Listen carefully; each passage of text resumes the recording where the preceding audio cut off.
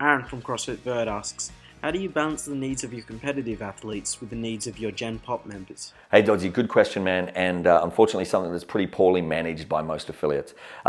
First thing you've got to do is ask yourself, truthfully, how many of my members are really passionate about competitions? I'm not talking about people who just want to go and have fun and share in the community of weekend throwdowns, but people who want to make regionals, want to make the games, are willing to put in the hard work, are willing to make the sacrifices to actually get there.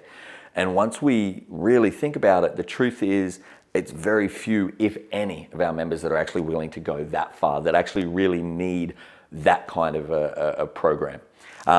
So once we understand that it's a very small percentage, we've got to ask ourselves, am I willing to compromise the rest of my business model? Am I willing to compromise the experience of the 90+% of my members for the 4 or 5% of my comp team people?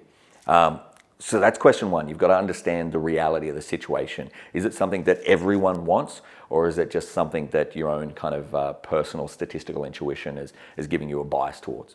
Second thing is, for those people who do want to do weekend throwdowns, you've got to ask yourself, what kind of training do they really need? Again, if they're not going to go to the games or the regionals or go hardcore and crazy like that, do they really need these extra classes with, part A through Z and 4 million bits of accessory work and all this craziness? Or could they just do your normal classes a little bit faster, a little bit harder, a little bit heavier, and then maybe do some accessory work, some of the stuff they really need to work on outside of class?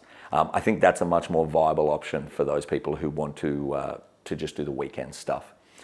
If you really do want to run a comp team program, you want to run something separate to your normal classes, I highly, highly recommend you do it in a way that doesn't segregate your members. It shouldn't be an us and them. It shouldn't be all of the normal people over here and all of the elite badasses have their own special super duper club over here. I really like the way that the guys at ANFIT do it over in Auckland, where everybody has to do the class, the CrossFit class, and then those on the comp team or on the peak program do extra work after the class. But they don't lose that community vibe. Everyone still does the class together. So if you are going to run a dedicated comp team, you've got to work out a way to do it where everybody is involved, where you maintain that community, where you don't create elitism and segregation. I hope that helps, guys. If you've got any questions, as always, drop a comment below or shoot me a message anytime. Cheers.